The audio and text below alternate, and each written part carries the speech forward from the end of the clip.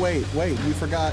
I'm just fucking with you. I'm gonna punch you in Hey, the welcome dick. back, everyone, to the show about the men and women slamming meat in the middle of the squared circle and the stories they tell in the process. I guess I have to include it. I guess I have to include it in the intro. I feel violated. Honestly, I feel violated. Hello, everyone. I'm Golden Boy. You got Jake. You have Matt. We're going to yap about some pro wrestling today because there is a lot to yap about. But before we do that, every week, and by the way, episode 42 of Rebooked, we want to remind you all to make sure you subscribe here on YouTube.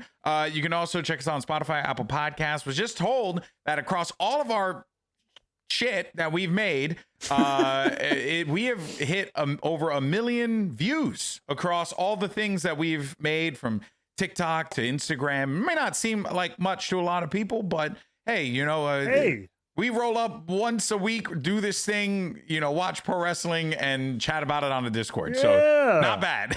not bad. Not bad. Little Barry Horowitz. Yeah. Pat yourself on the back. Pat You know what I yourself mean? on the back for sure. Yeah. But let's do some happy things as we like to, and then immediately segue into maybe sad things.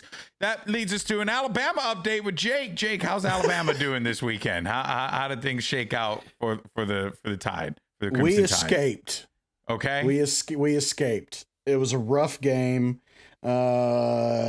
They have a good defense, but their offense is really bad. So there's no excuse for our defense looking like they're all lethargic. So me and Jake watched WrestleDream together this past Saturday, and Jake had so many strong words about the Alabama football team. Doesn't surprise me. Well, someone needs to say the strong words to them because they got to get their shit together. They got to get their shit together. I think at one point Jake was just like, it's I don't like him. pains. I don't like him. He said it. So more of a crimson puddle than a crimson tide. Yeah, I mean it's a different regime. It's a different team. Different regime. We're figuring ourselves out. Oh, it's so good. I just wish we would be a little more fastidious in figuring ourselves out. That's a word, Jacob. Yeah. $5 word right there. That Thank is you. a big one. I mean, I don't have words good like that. All right. Well, hey, Says the host. I'm the one who's not a commentator here. Why? Well, you're the- Yeah, but you're the writer You're and the like you're the top-notch writer. brains. Yeah, Okay. you're the brains behind I everybody see. else's production. I see. Got it. We have headphones that people feed us words to say good. Yeah, exactly. Me no say go otherwise. Yeah, no. Yeah. We're basically Cyrano de Bergerac-ing our entire careers. I don't know about you, GB. I literally have I've been faking somebody it this whole literally- time. Oh yeah. It's incredible. It's incredible. It's not my talent. It's this beautiful mug Yeah. right here that's Got it. scarred like Mikhail Yeah. Gorbachev. Yeah. So, Matt. I don't know. I don't know. We discussed this briefly before we recorded, but I don't remember. Matt does not My know wife- how he My got wife stabbed asked on me his the head. day. Yeah, the day it happened. If you're watching, if you're just on audio, you're lost. But I'm on my big bald head. I got this nasty little cut, and I remembered banging my head on something. But the day Ooh. it happened, Yeah. my own wife asked me like, "Oh, what happened?" And I was like, "I don't remember." I feel like I hit my head 2 or 3 times, and one of those times it cut me because I'm a klutz. Oh That's man, about it. I feel so Sounds bad. about right. I feel bad, man, because it happens to the best of us. It really does. Like you there are so many times where I just like get up from doing something. We were talking about this offline, but like I'll get up from somewhere and I just see it. I have a bruise on my knee. No idea Yeah. why. How Yeah, did it I'm get just there? like my dad and I are the same way. Where it's like I was like this. I told you this before the show the other day. I was like, oh, my hand's bleeding, and now I have a knuckle divot, and I don't know where it came How from. or why? Yeah. Knuckle divot. I have no clue. Not a clue. Yeah. Oh man. All right. Well, guys, there is a lot that we're going to be talking about here, but we're going to try and keep the conversation pretty condensed. All right. And one of the things that I had asked, we'd posted online and, we'd ask the community, what did you guys think of WrestleDream? We're going to talk about our thoughts about the end of WrestleDream, the controversial end of WrestleDream that's got a lot of people talking both positively and predominantly negatively. But we will be talking about that. But before we do so, let us go ahead and dive into some WWE news because, folks, Kevin Owens has assaulted another man. This time it is one Randall Elizabeth Orton has fallen prey. What the K stands for, huh? Yeah, it's what the K stands for. The K is silent. That's the weird thing. Elizabeth. Yeah. So this story has been brewing quite what nicely. does the K stand for? You do not know? No, I don't know. Kenneth. Kenneth? I hope Randy doesn't hate me if I'm wrong. I'm 90% sure it's Keith. Randall Keith Orton. In Valorant, there was a guy named Artis, and everyone just called him Keith for some reason. His name wasn't Keith. He was just like a dude from Latin Randall with one L, by the way. Mm-hmm. Randall Fancy. Keith Orton. Randall You're Keith. absolutely correct. Kenneth wasn't far off, honestly. I mean, it was a different name. That's incorrect, but It starts and Yeah. ends the same way, okay? It yeah, starts and ends the same Brian way. and Barry are pretty much the same, right? No. I would wager that Kenneth and Keith are closer than Brian and Barry. So Alex and Alan are the same name? No, because it doesn't start now. ALE. Now, if my They name both was, start with ALE. if it was Alex, or whatever, right? Whatever. What I'm saying Anyway, is it starts Kevin with an A Owens. and an X. I'm just trying to get my point across here, damn it. Calvin Owens. Calvin Owens went full Kevin Steen on some fools and started assaulting people. This story's been really good though, guys. Jake, I think like we saw it start to build with the match with Cody and even before that as well, right? With Kevin Owens' story with the bloodline. Where does this go? Is this going to a Kevin Owens Royal Rumble potentially, or is this going to maybe a different story? Like, what do you take on it right now? I like my Kevin Owens friends like I like my soft pretzels assaulted. He absolutely is 100% in the right here. He's 100% in the right. These people abandoned him after everything he stood up for and everything that he fought for years before Cody even ever got here. I mean, we've talked about it on the program previously, but there's nothing I love more than a righteous heel. And Kevin is going that direction, and he's going there quickly. He's wasted no time. And like, I think it's being beautifully done already. He's 100% justified in this stuff. It's wild to me that the peacemaker in this situation, I was just gonna say, is Randall Keith Orton. That's mind blowing to me. It's a really interesting dynamic that we're seeing here from these three. I'm real excited to see where this goes. Like, are Kevin's actions gonna push Randy more toward Cody? Yeah. Or is it gonna convince Randy that maybe Kevin's onto something here? Yeah. Well, actually, glad you mentioned that because did you guys get a chance to watch Monday Night Raw last night?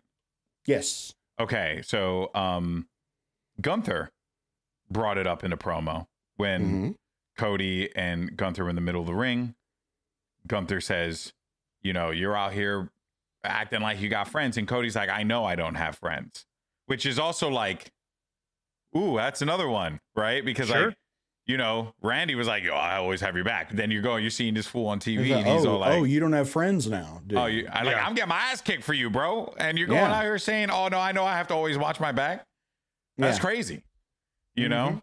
So Matt, do you think that this is it something bigger with KO? Is it something with Randy, or is it something with Cody? I mean, I think it's all three of them. Obviously, I think the common logics has this going toward a triple threat. My gut says triple threat at Survivor Series. Could you get it further? But that's the next big event. You could maybe get to the Rumble. Maybe you do a singles match And then, but this is a They triple keep threat. interfering with each other, kind of thing. Something, yeah. But this is Yeah. a three-way that's bound to happen. I've only said that a couple of times in my life. You know what I mean? This is a triple threat wrestling match that is bound to happen. Where that is, though, I think is up for a little debate. I do want to point out, I loved the way they did the segment on SmackDown. Kevin, coming in hot, not supposed to be there. They cut him off. All that stuff was just kind of chaotic and great. And then, Randy playing Peacemaker, and then the interaction between Randy and Kevin in the scuffle, was subtle and great.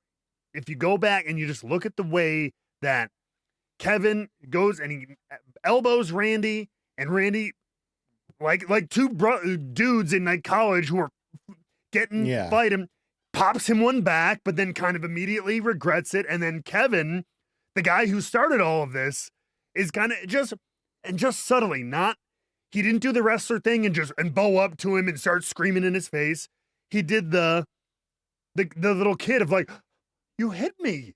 Right. Yeah. Like, why did you hit me? You're out here causing chaos, terror, and then you hit your friend first, and then you have the tempestuous child attitude to be like, my God, the words.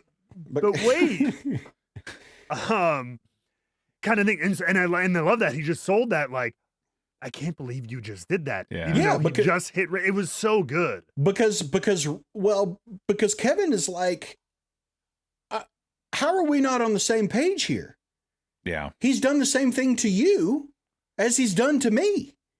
I think it's as much that as like everybody's justified. I love anything. that. Yes, and that's everyone what's has great. a reason. Yeah, everyone has motivation. Everyone has a reason to do what they do to defend their point. And it's gray. That's the other thing I like about it too, is like, is this really is a situation of muddying the waters of, I don't know who's really the heel here. Yeah.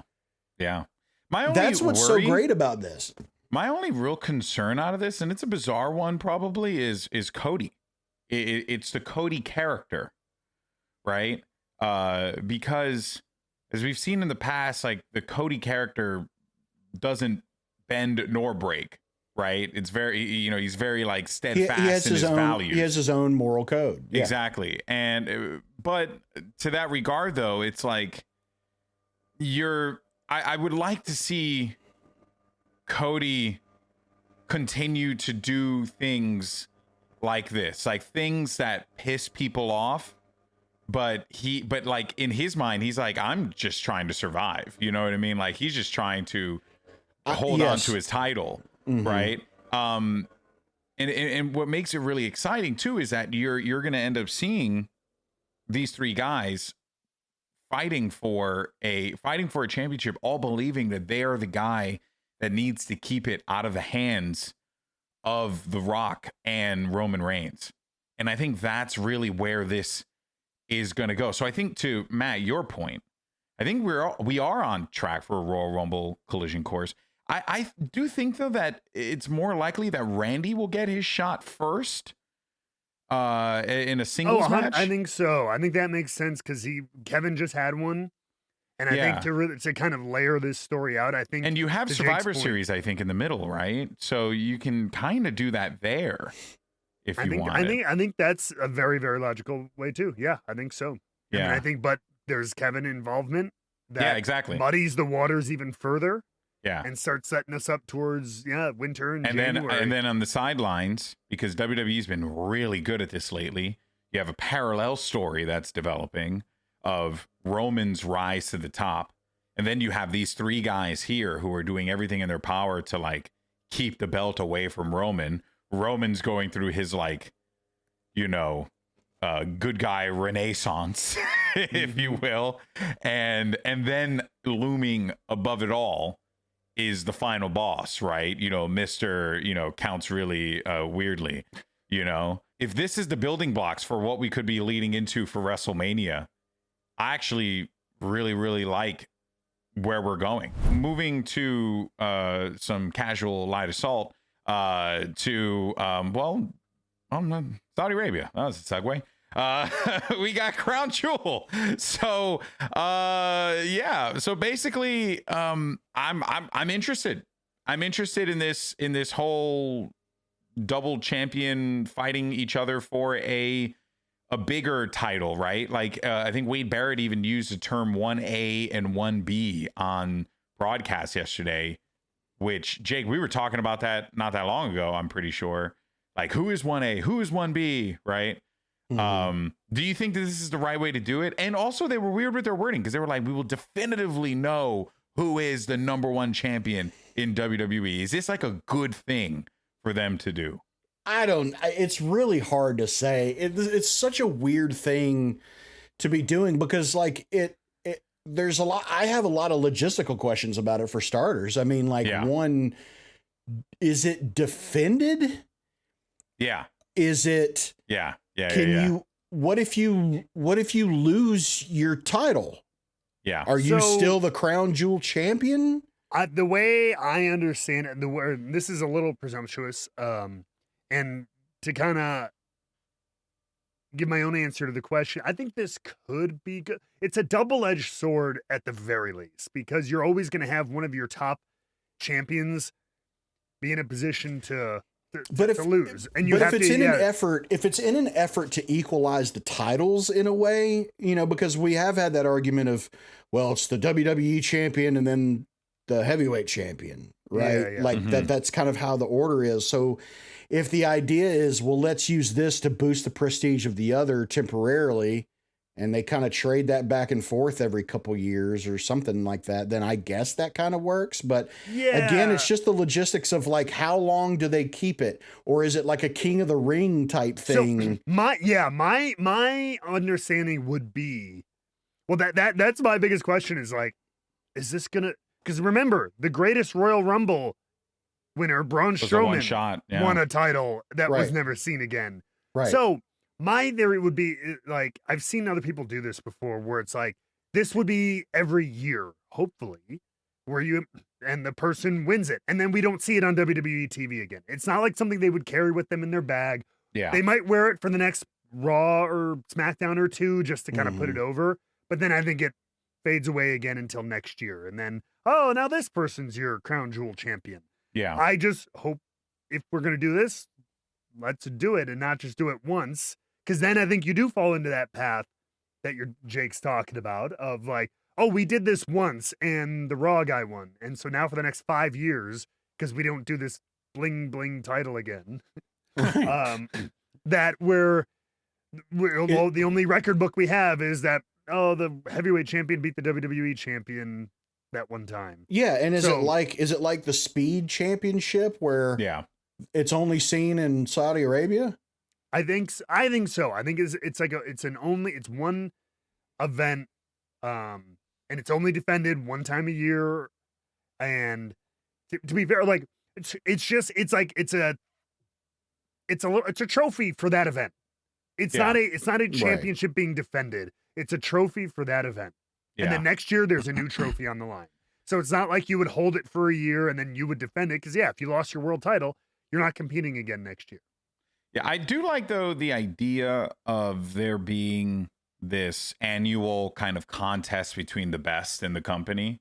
I do think it is a cool idea. Kind of like the way that I do believe that the King and Queen of the Ring pay-per-view is a good idea as well. And them doing that in Saudi Arabia. I actually think it's quite smart because one of the problems that WWE was running into with the Saudi Arabia pay-per-views were like the events weren't like canon, Like you had one where like Logan Paul fought Roman Reigns. Like, why is Logan Paul fighting Roman Reigns? I mean, we know why Logan Paul is fighting Roman Reigns in Saudi Arabia, but like, honestly, it's just didn't make a lot of sense. And then they did King and Queen of the Ring, and then it was like, oh, I'm actually really excited to watch a WWE pay-per-view that's happening at 9:00 in the morning because it's in Saudi Arabia.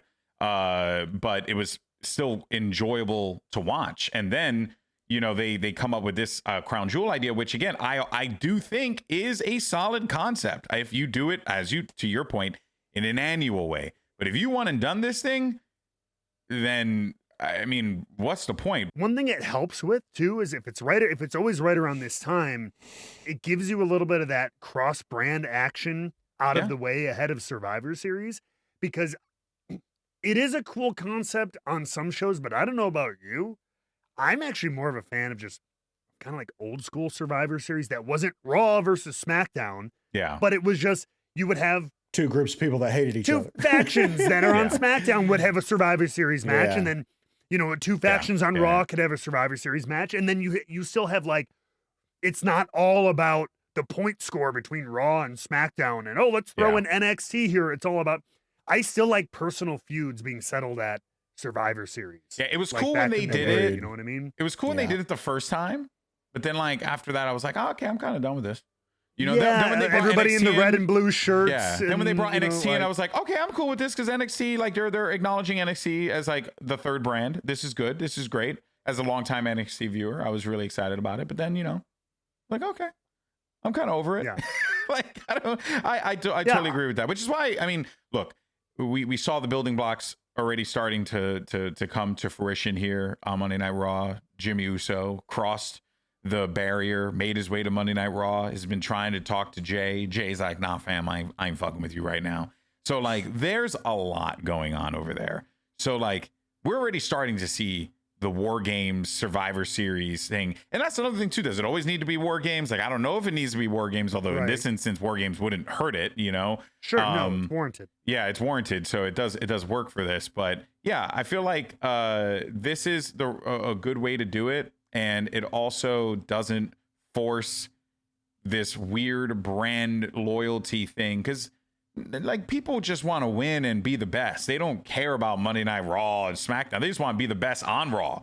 You know what I mean? Like, I think, like, just to be like, oh, yeah, we're going to fight for Monday Night Raw. And it's like you're the freaking dudes that are in catering, like, barely out there. Because that's literally what it was at some point. Where, like, these Survivor Series matches were just like, everyone else who was not in a storyline was participating in this one with the one, like, I guess, standout on each side, right? Like when it was Becky or when it was Dolph, stuff like that. But anyway, we'll see what happens with it. I'm looking forward to Survivor Series. I'm looking forward to seeing where the story pans out with Cody. But we're going to take a quick break. When we come back, though, we're going to talk about WrestleDream. We even got some of your theories and thoughts about the event. We're going to yap about that when we return. We'll be right back. Hey, everyone, if you want to join us on Discord, you can go ahead and click the link in the description down below right here on YouTube, as well as on Spotify and Apple Podcasts. Join us on Discord so you can be a part of the conversation when we talk about all sorts of things happening in the world of professional wrestling,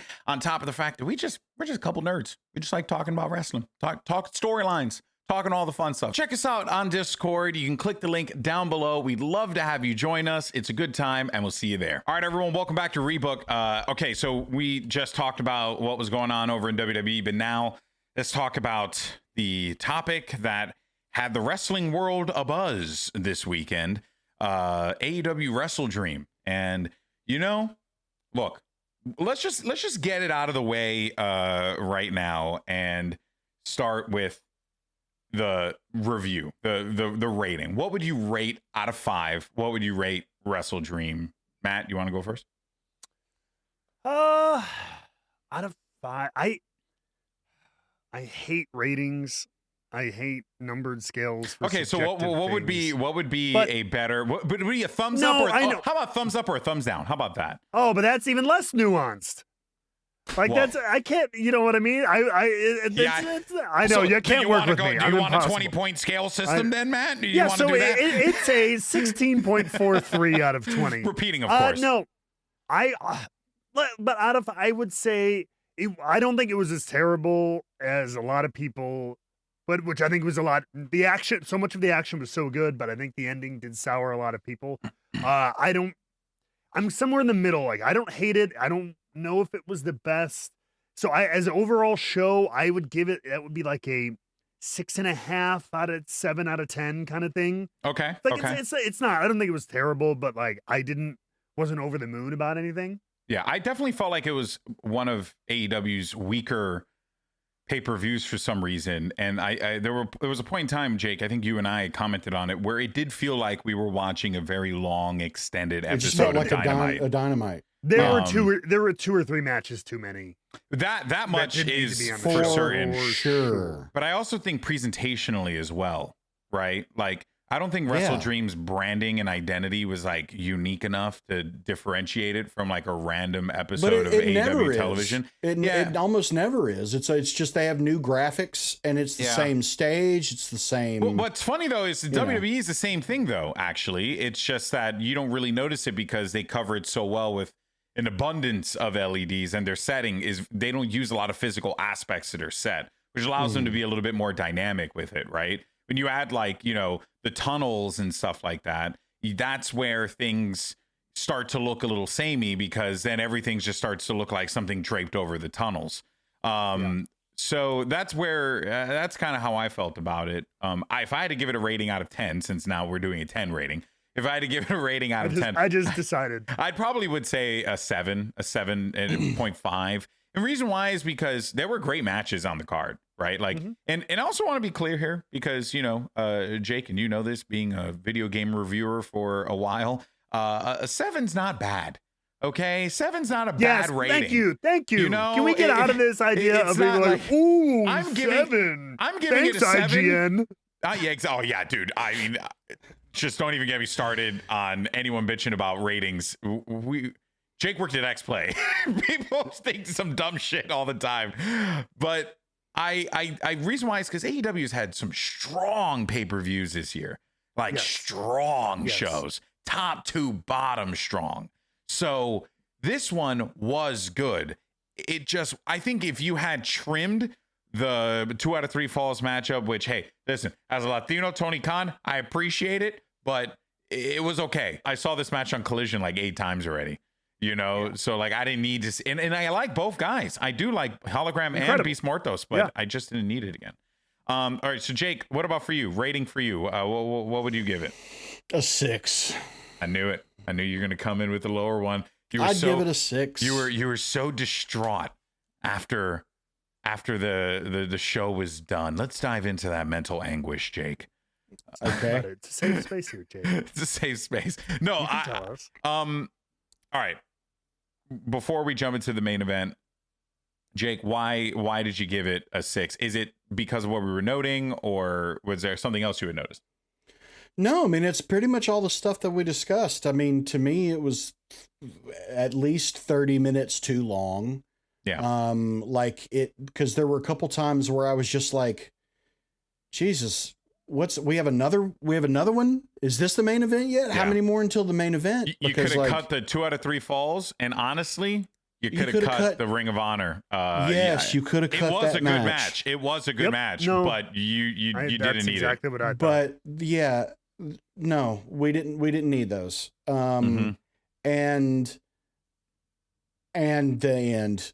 I'm just and we'll get into it. We'll discuss it. Yeah. And just let's talk about it. So then, let's talk about it. No. Wait, before we do it though, I do want to address 2 matches that I thought were quite good on the card. First was obviously the International Championship matchup. There's not going to be much to dive into narratively for this because I think we saw everything that we needed to see there, right? You know, with Kyle Fletcher turning his back on Will Ospreay, that was a big moment. Takesha's now the international champion. That's awesome for him. So congratulations. As of this recording, his first challenge is going to be against TNA's Josh Alexander at MLP, which is going to be really, really dope. And that's just going to be a great match regardless. Don't expect, don't expect Takesha to lose that to Josh Alexander, and then Josh Alexander rolls up on AEW TV next week. Yeah.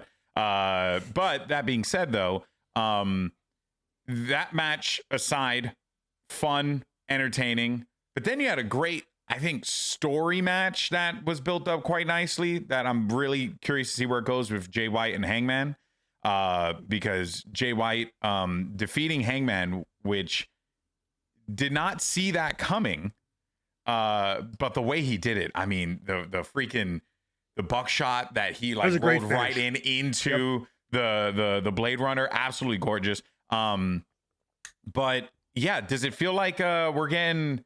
Is it now time? Is it now time to pull the trigger on Jay White, where he starts his rise to the top of the mountain of AEW? Because that's what that match told me. I think so. I think it's time. He was hurt a little bit, and then he's back. That's a guy I think who's always been on the precipice of getting a little little heat on his side. So I'm excited to see that. Yeah, it's going to be sick. It is going to be a really, really fun story for him and what happens with Hangman. So we're expecting more movement there. So yeah, overall, card was, had ups, had downs, but now we get to the controversial moment, the main event. We all knew coming into this it was going to be a wild one way or another. Jon Moxley is now the AEW World Champion, which means that Bryan Danielson, aka Bryanson, is now retired from full-time professional wrestling. It was brutal. It was sudden. It was a wild matchup. It was a good match. Jake, It was. lay it on us. Go for it. Floor is yours. What the fuck happened? In what way? I mean, what happened? I like the You saw what happened. but did I? Because here's the thing here's the thing about the ending of the match that was frustrating. I have no, and I want to preface all this by saying I have no issue with the outcome. Okay. None. I have no issue with the outcome. All we've been hearing this whole time was when Bryan Danielson loses, he is retiring from full-time professional wrestling. Mm-hmm. That's been beaten into us every time he is mentioned or he's seen on screen. This could be the last time. This could be the last time. This could be the last time. So why the fuck is a official making that decision that it's his last match? Yeah, that's a good, that is a great, that's a good plot hole. Because how do you mean? At first, because the match was called by the referee. Well, It it was the referee's ended. discretion. Okay, I though. see. Gotcha. Okay, sorry. But, I didn't put but two I and two- understand what yes, you're of saying. course. Yeah. Because at first I was like, did he tap?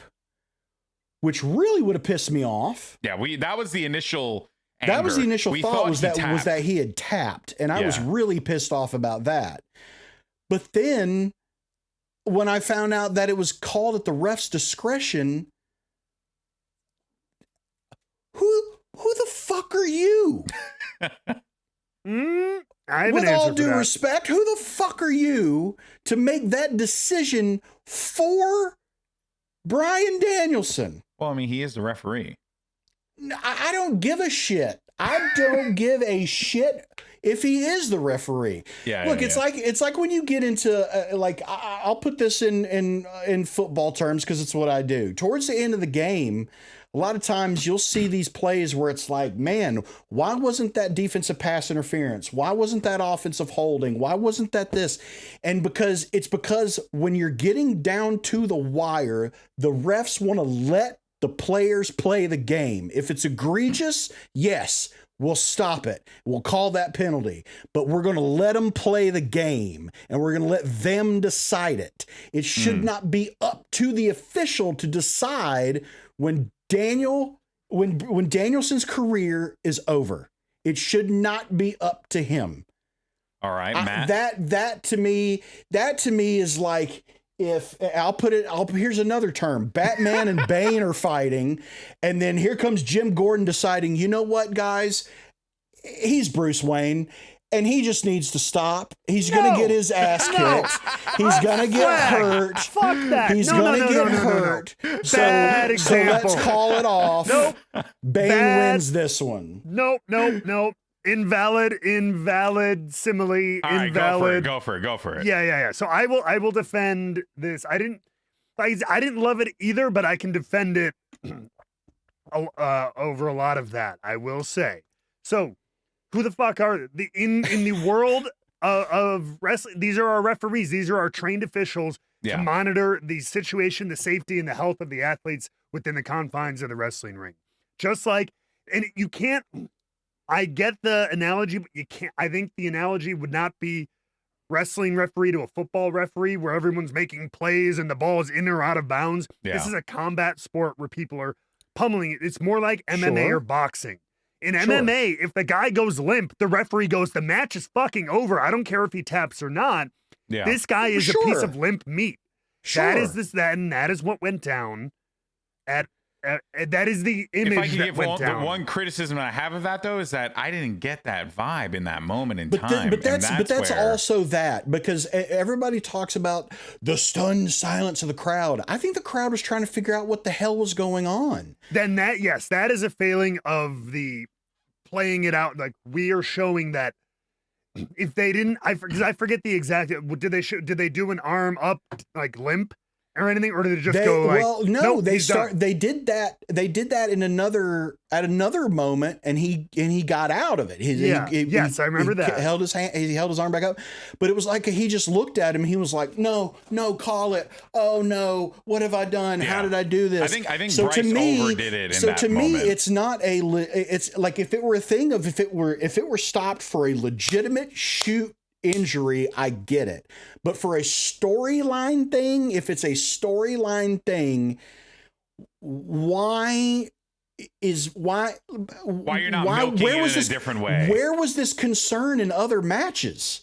There's other matches that he had where he was busted wide open, bleeding all over the place. And in those matches, the ref was like, nah, I don't give a shit. He's fine. But in this one, this is the one where he decides, no, he's not going out on his shield. That's what he should have done. Well, no. So so the thing is, you can't, because the other times when he was all beaten and bloodied in other wild matches he had, he was still conscious going, and the referee going, Bryan, do you want to get, and he goes, no, he's out there, he's fighting, he's competing in the contest. Now, could they have illustrated this better? I mean, referees stop it. The most famous example is Brett and Stone Cold. Yeah. And he passes out. And the referee goes, he's out. He's done. Ring the fucking bell. Something more akin to that probably would have been better. Something just showing like it needed to Bryan, be spelled Bryan, out more. Yes. He's out. He's out. He's out. Yes. Ring it. And that's my issue with it, because it's still like he still looked conscious. He still looked like he was fighting, and it was like the ref got a weak stomach. That's the problem that I had with it. It didn't feel like a safety thing. It felt like I can't stand to watch this happen to Bryan Danielson anymore. I'm calling the match for his own safety. Yeah. All due respect, go to hell. I'm curious to see how they play around with this, because I would, if I'm in a situation and there are people who are like mad about it, I don't know, I would actually lean into certain aspects of it that I think could elevate the story a little bit more.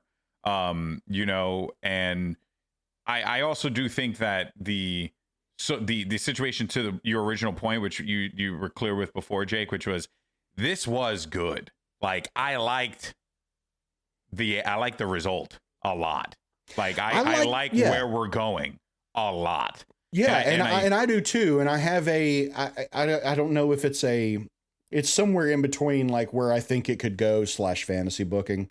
Yeah. But I don't have a problem with that outcome either. I just think it was so, I mean,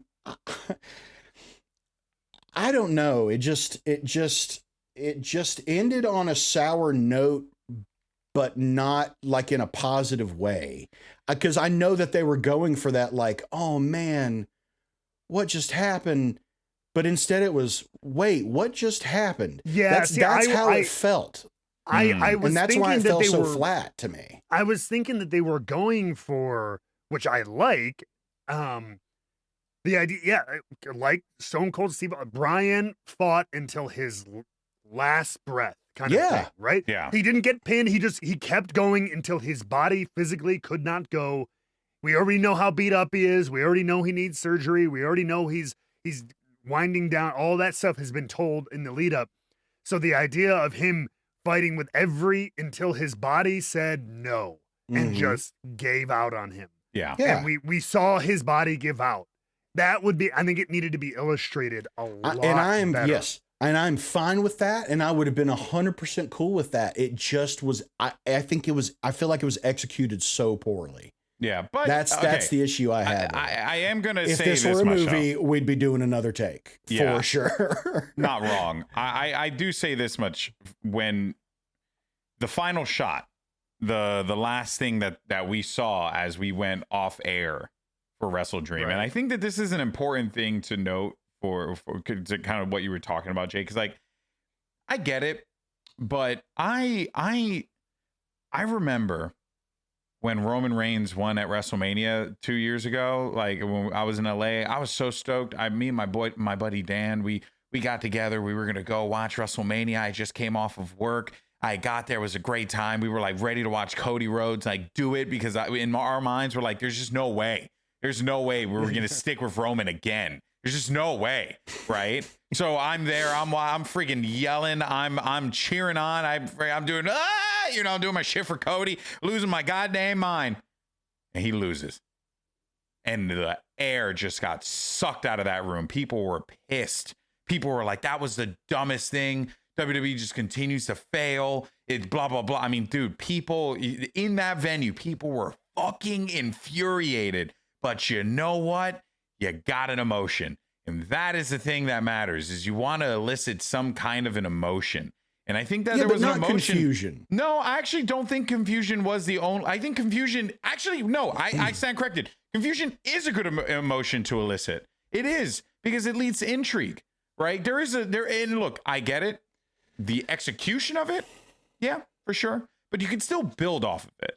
You can still do something with it. And I think that is what they need to, that is where they need to be smart about how they push forward with the story. Because the reason why I'm sharing this particular shot right here, because this shot right here, this is your fucking story. This is the story right here. These guys, these AEW originals, dudes born and bred in the AEW system, saw their hero just got dismantled by someone who also is like basically the final boss of AEW when you actually want to lay it out in, terms that are familiar to folks. So I actually think it's quite compelling. Sorry. You're not wrong. And I think in the right situation, that kind of like, what? Wait, no, his shoulder was up. Like, those kind of things, like, wait, was that a fuck up, or was that intended? Like, those kind of moments can be good and they can be executed right. I'm still with Jake. I don't think, in a moment where the guy is retiring. Now, if this were like a world title feud between two active wrestlers or whatever, and we're going on for the next 6 months, I think then you go, wait, I never tapped out. Fucking Bryce Remsburg, you have a thing with him in the backstage or whatever it is. Yeah. But Bryan's going away. Yeah. He may wrestle here and there, once a year or something like that. But at least now for the next several months, we know he's not probably going to be on TV. So there's no story for him off of that confusion. And he was the one part of the decision. Yeah. So like here that you could tell that same story with the young guys, with the story we talked about, where it's clearly laid out of him just fighting to his last breath.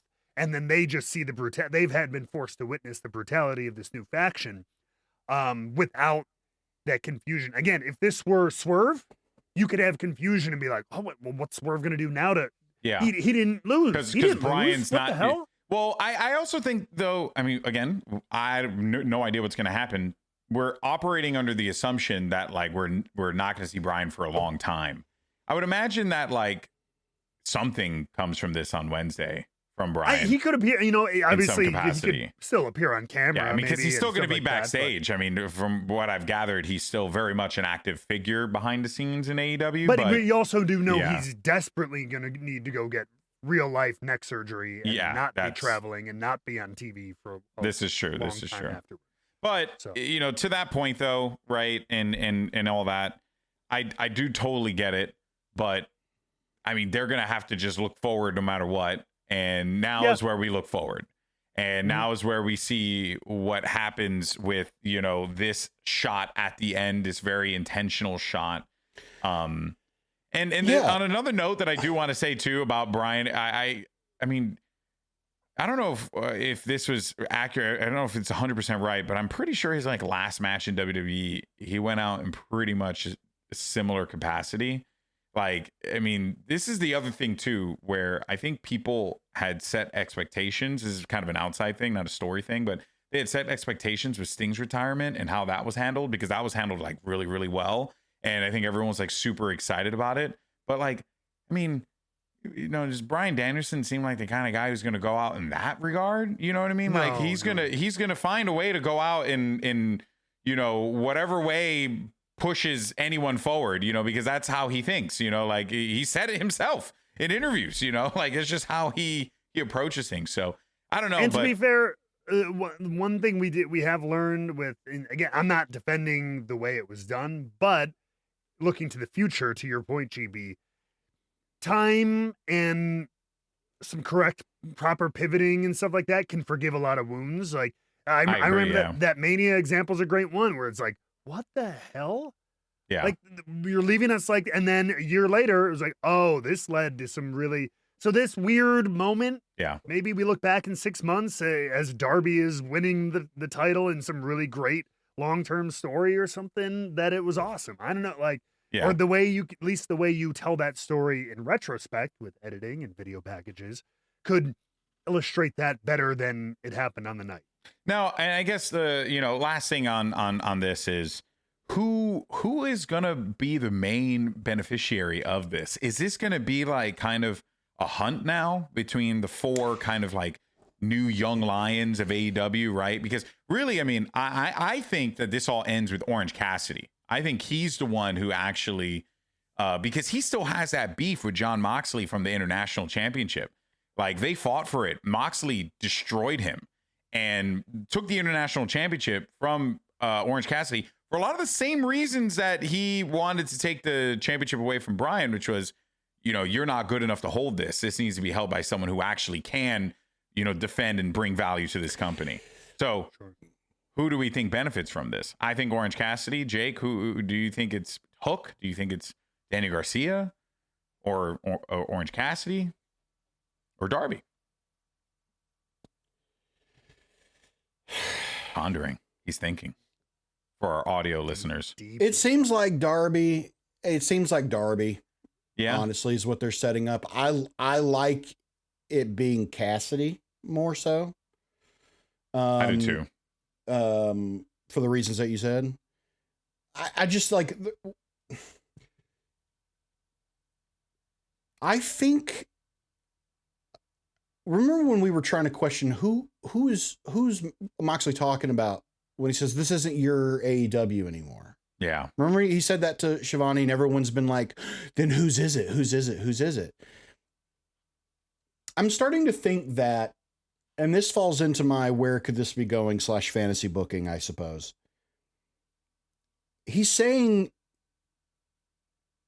it's not his anymore either.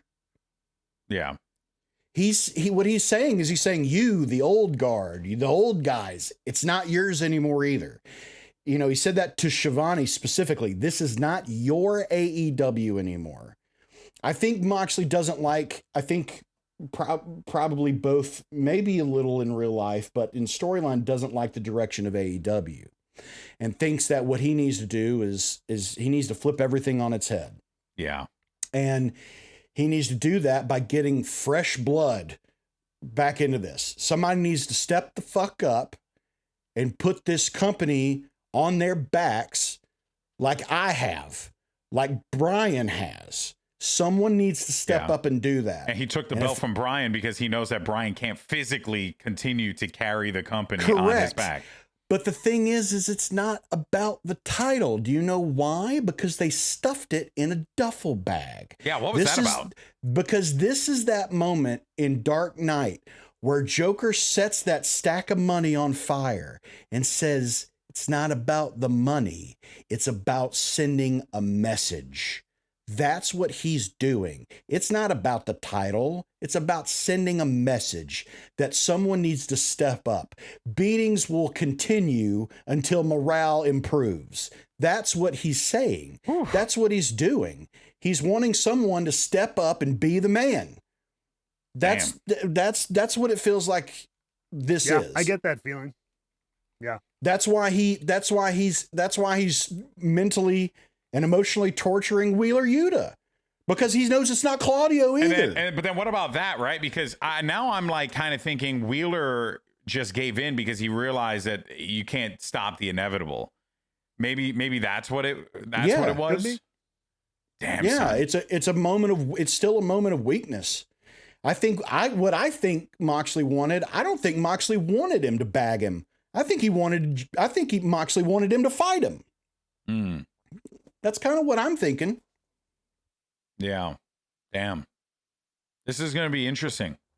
I hope because honestly, look, I've been putting some stock into AEW long-term storylines, and my God, they have not been playing out. Like the thing with the Elite, that just fell flat on its face. But everything's dark right now because every single title, except for one, is being held by a heel. Guy. Yeah, and the one title, all of them, and the one title is what, the Ring of Honor? Well, Ring of Honor, yeah, okay. Briscoe's championship, yeah, technically. So I mean, because look who else came out. Private Party came out at the end of that. They lost their fight. I mean, he's stepping up and saying like, you need to be, better than the worst that you'll see. You're not, this version of you is not going to beat the Young Bucks to get those titles. Yeah. This version of Orange Cassidy is not going to, get the title off Takeshita or whatever title is he wants to go after. And the same with Darby. Darby, how many times does your ass have to be dragged around and dragged up the mountain by a guy who's been there? Yeah. Step the fuck up. Fight back. Do something. And that's what and this was, they duct taped him to the corner and made him watch. Yeah. And said, I will traumatize you into being the man you need to be. And Mox thinks that he's a face for doing this. He thinks he's saving the company this way. Absolutely. Yeah. That's how it all feels to me. Matt, I think we're on the precipice of a really big story here in AEW. Can they deliver it though? Yep. Can they? Because now Moxley's involved. So I got a little bit more faith.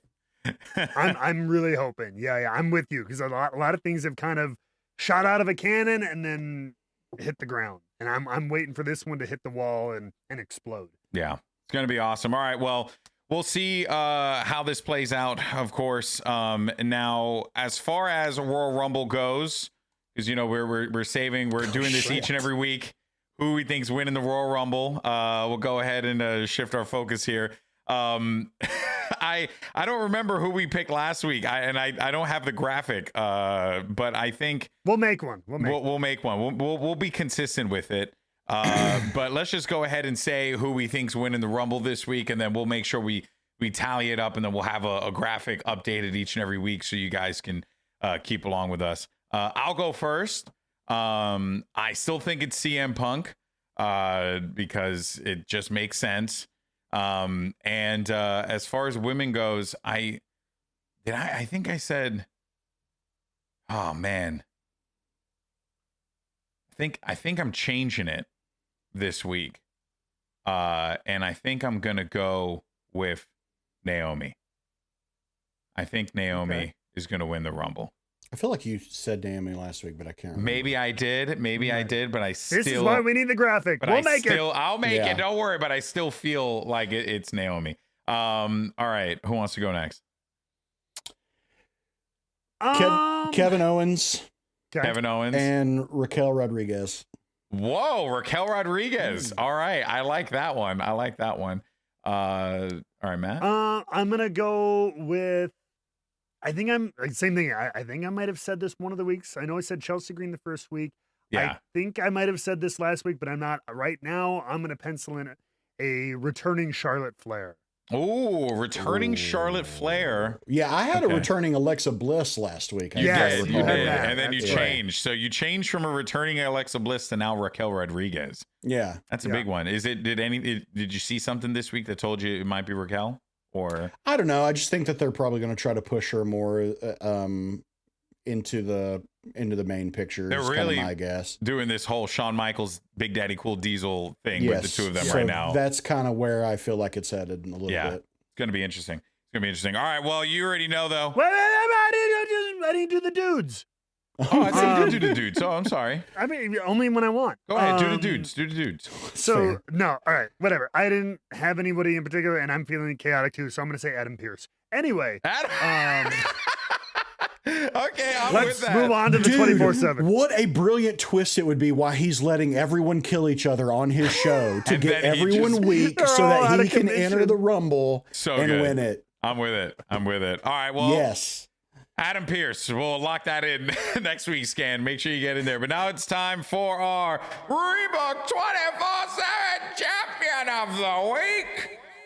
And of course, we give this to a person, place, thing, individual, item. I don't know. Pick, make a decision. Idea, a thing that really compelled us this week. And I have mine. We have two that I'm going to start off with. The first one is one that I am freaking stoked about because, folks, I don't know if you saw Monday Night Raw last night, but the freaking War Raiders are back, baby. War. So good. And Very happy for they're them. back as the freaking War Raiders, not the Viking Experience, not the Viking Raiders, not the Viking your mom. No, they're the War Raiders, what they originally were in NXT, what they got over with, what I was chanting like a psychopath I thought they in were Brooklyn. War Machine first. No, they were the War. They were the War. They were War Machine in Ring of Honor and on the Independents. Oh, But okay. I don't know if you saw, according to, again, shout out to Balor in our Discord, they're not fans of the word war in their name. Really? They like the Viking stuff because they like that Viking stuff in real life. They're super in. Oh, That's yeah, why they I know- go to those yeah. like. So they just want to be like the Vikings, apparently. Yeah. Oh, Like, okay. or Well, now I something feel to that bad. effect. well. Now I feel bad. That Now- that's again. This is we're going secondhand. Balor, I trust you that you saw that interview properly. Well, I the did War not Raiders verify logo this looks before awesome. the show. yeah. It does. I mean, it does, and it sounds cool. It looks Yeah. like a cool play on the World of Warcraft logo with like I Little really bit. like it. Listen, I'm a big fan of the team. Even when they were the Viking Raiders, I was still a big fan of them. Ivar was putting on some banger single matches. Yes, he was. While oh my god, I'm drawing a blank Eric? on while Eric was injured. So yeah, honestly, I'm excited for these dudes. I'm stoked. Cool. All right, I'll save scans for last because I think scans is the funniest. But go for it. Whoever wants to go next. You got one, Jake? I got one. All right, go for it. Everyone's been waiting, and finally the Attitude Era is back. Okay. And it was none more prevalent. It was most prevalent last night on Monday Night Raw. My 24/7 champion is Braun Breaker. Ooh. Because- why is that? Because somehow he got the phrase, and I'm quoting here, sucking off your family on television unedited. That's right. Oh shit! Yeah, that's good. Yeah, That's impressive. that is great. That is Braun Braun Breaker. Breaker. Congratulations. Right. I read that and then I immediately forgot about it. Thank Yeah. you for So reminding me. good. Oh my god. Braun so Breaker good. is my 24/7 champion for sucking off your family. For saying sucking off your family. Unbelievable. All right, Matt, what's yours? Mine. Look. With all humor aside, mental health is a very important thing in a very real sense. All right, bringing humor back into it a little bit, just so I could get that out there. I'm gonna give the 24/7 champion of the week to. They're unnamed because I don't know who they are, but I have to assume the incredible mental health professionals, psychologists, psychiatrists, whoever it was that helped Randy Orton over the past 10 years or so. Because remember, this man was diagnosed with, was it IED? Intermittent explosive disorder or whatever? Is or this something. a callback to an old segment? I think I may have that wrong. I'll get flamed in the comments. But remember when he was like kicking everyone in the skull in Yes. like 09? Yeah. Yes. And like just like flipping out and losing it. They named the disorder. I think it was IED because people made a bunch of jokes about the military and stuff. Oh my But it God. was like, so he went from a man who literally could not control caving in people's skulls to being the voice of reason between two warring friends. So shout out to the doctors out there, to the mental health professionals fighting the good fight. Intermittent explosive disorder. I had it. Yes. This man has IED and he must be taken seriously. I believe that's where the voices, remember, that's where the song Voices came from, because he kept like flipping out like people, like he was losing his mind and then punting people in the head. And so now, he's come a long way. And we all get there. With this is help. an article from January 26, 2019 on Raw on WWE.com. Can you link it?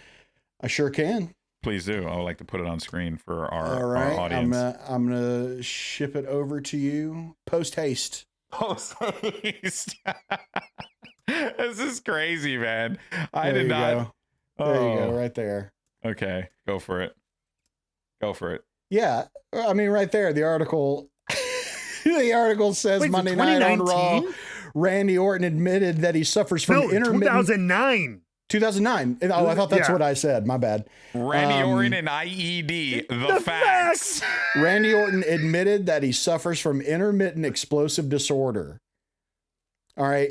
Skipping down, according to the Diagnostic and Statistic Manual of Mental Disorders, the official reference book for doctors, psychiatrists, and health professionals, the criteria for IED includes the, quote, occurrence of episodes of failure to resist aggressive impulses that result in violent assault or destruction of property, end quote. This is crazy, dude. Been a long 15 years, but he's made a lot of progress. That is mostly occurs in young men, could affect as many as 1 in 14 U.S. adults. That is how you know Vince McMahon is a terrible person. He genuinely doesn't care about mental health and turned it into a storyline. What a garbage human. Oh, man. I did not know that. But to be fair, around that time is when I had checked out of wrestling. So that tracks. But congratulations, Randy Orton, you did it. So what did you do? You solved IED. Well, we go from one person who's struggling with I don't even have a segue for this. It's just funny because scans Jon Moxley is the new AEW World Champion. Nobody is safe. This is a graphic that AEW That's the segment title. Nobody is safe. Yeah. AEW put this graphic on social media, and it reminds me of when they put Eddie Kingston addresses his enemies. Like, it's just yeah. AEW's graphics department genuinely doesn't miss. Like, they really don't miss with these. And they knew what they were doing when they put nobody is safe. Like, what do they mean? Does Jon Moxley just roll up to like the office and he just like attacks like an A2? You know what I mean? He just sees like a PA he doesn't like. He just kicks him in the corner. You know what I mean? Like, nobody is safe. The only way it would be better is if the subtitle was like, nobody is safe. ... Trust me, Jon Moxley's holding a pipe to my neck right now. Please watch Dynamite on Wednesday. Signed, Steve the intern. I can imagine the graphics guy just there typing it out as Mox. It's like, type it in there. I don't know how you do it, but type it in there. Damn Faster. Faster. I thought you people were smart. Like, it's just so good. Anyway, oh man. Well, look, folks, it's been a great week of wrestling. Whether you're a fan of the way stories play out or you take issue with it, I think what's most important is that, and to the point that I was talking before, you had an emotion. You felt something. You were watching it. Whether it was joy, whether it was confusion, whether it was anything, pro wrestling, whether it was intermittent explosive disorder, or that, which can also borderline sounding like diarrhea, which we should have also mentioned. Because that does sound like something that you should get checked out, and Tums might not help.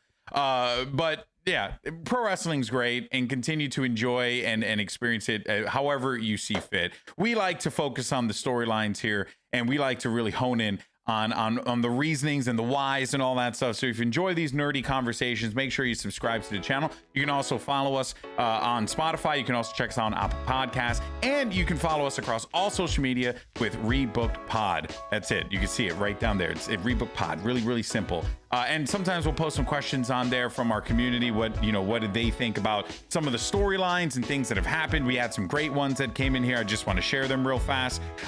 This one actually was pretty cool from Balor, who we had shouted out just a little while ago, says, I think they're building Darby's heroic rise to save the soul of AEW. Is that going to be how this story plays out? We'll find out. Let us know in the comment section down below. What do you think? How do you think that this storyline for WrestleDream is going to play out? We want to hear from you. Thank you so much for tuning in to episode 42 of Rebooked. We'll see you next week. Peace. Have a good one. Later.